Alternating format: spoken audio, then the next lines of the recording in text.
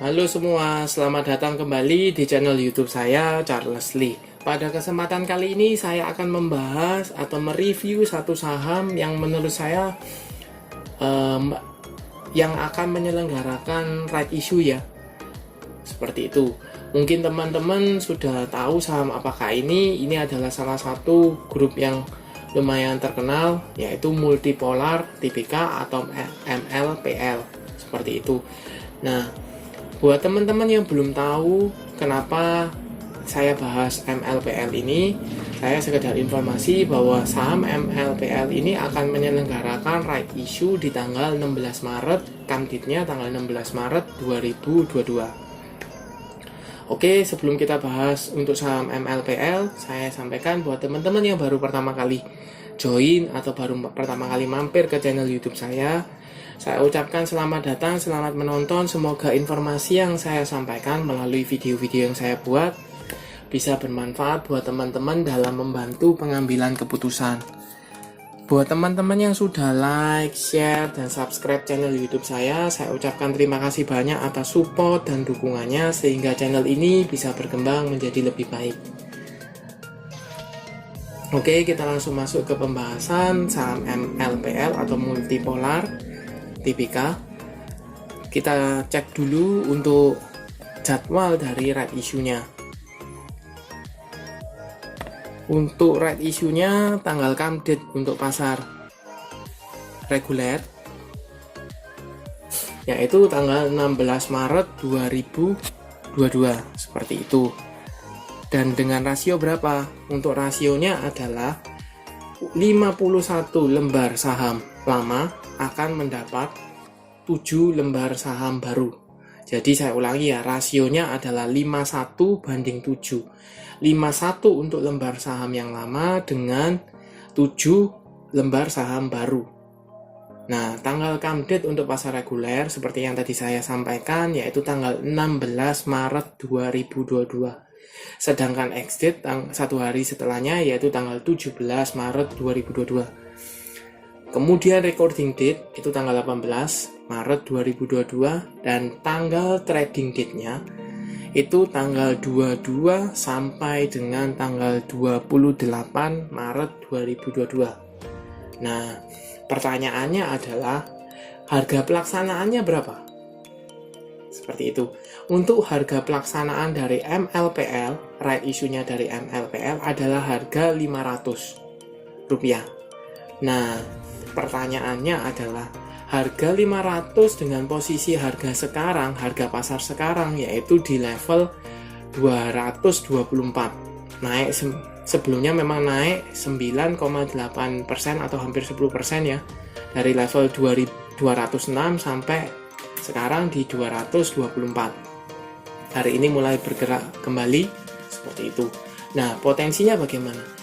Untuk harga pelaksanaannya di level 500 itu berarti di sekitar sini.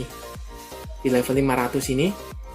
Sedangkan harganya sekarang itu di level 220-an. Nah, seperti itu. Biasanya sekedar sharing ya. Biasanya adalah harga pasarnya di atas, kemudian right issue-nya di bawah, maka sahamnya tersebut turun untuk mengejar atau mendekati harga pelaksanaan dari right issue. Seperti itu. Kita ambil contoh seperti ABA, AMAR, BGTG, seperti itu. Mendekati, bahkan ada yang lebih dari itu. Kalau seandainya respon right issue-nya kurang bagus. Seperti itu.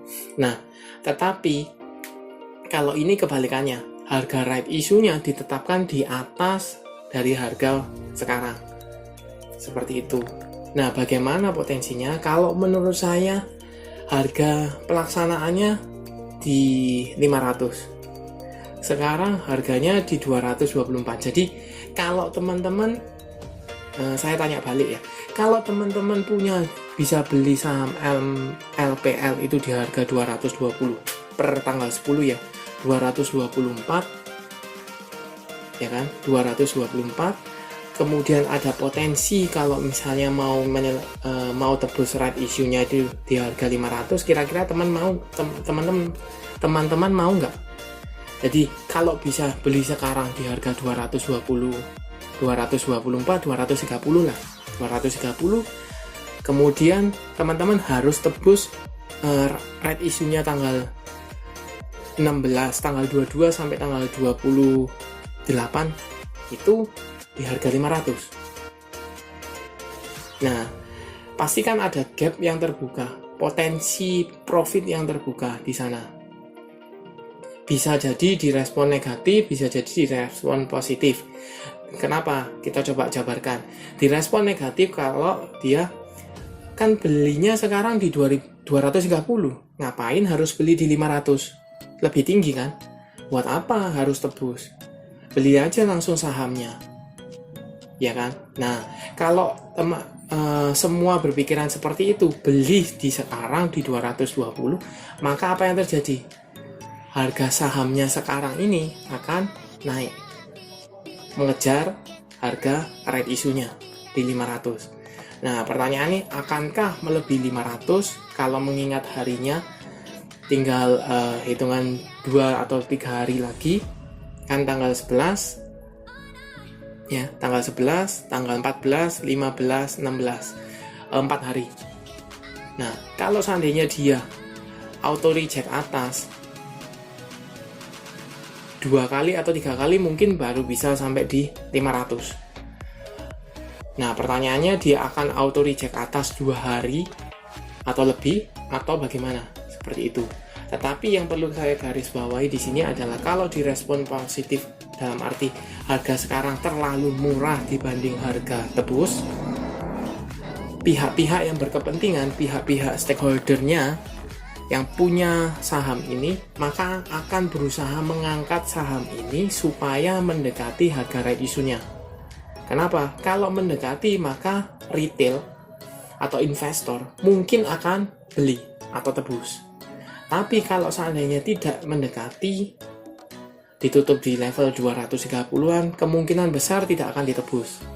Menurut saya pribadi. Kalau teman-teman bagaimana, silakan komen di kolom komentar ya, tanggapannya seperti apa. Seperti itu. Jadi kalau positifnya ada potensi untuk saham MLPL ini diangkat minimal ke level mendekati level 500 harga pelaksanaannya. Tetapi kalau seandainya direspon negatif, dalam arti gini, harga pelaksanaannya jauh lebih tinggi daripada harga sekarang, mendingan saya buang dulu barangnya, saya nggak ambil dulu, setelah right issue-nya ditebus atau tidak ditebus sama investor lain atau pembeli siaganya, baru saya entry setelah periode right issue. Jadi teman-teman yang sudah punya, buru-buru jual barangnya, menjauhi saham MLPL dulu sementara, kemudian setelah periode trading, periode right issue-nya selesai, baru masuk kembali. Itu tergantung. Kalau itu kan negatif, berarti otomatis nanti harganya akan turun dari level 200-an. Tetapi kalau saya pribadi, kemungkinan besar yang pertama, saham MLPL ini ada kemungkinan untuk diangkat mendekati level 500. Seperti itu. Kita coba konfirmasi ke broker summary. Apakah MLPL ini ada akumulasi atau malah distribusi? Kalau kita berkaca pada tanggal 10 Maret 2022, ada akumulasi ya, oleh YP, ZP, BK, PD, AK. Harga rata-ratanya di 220-225. Seperti itu. Jadi ada akumulasi.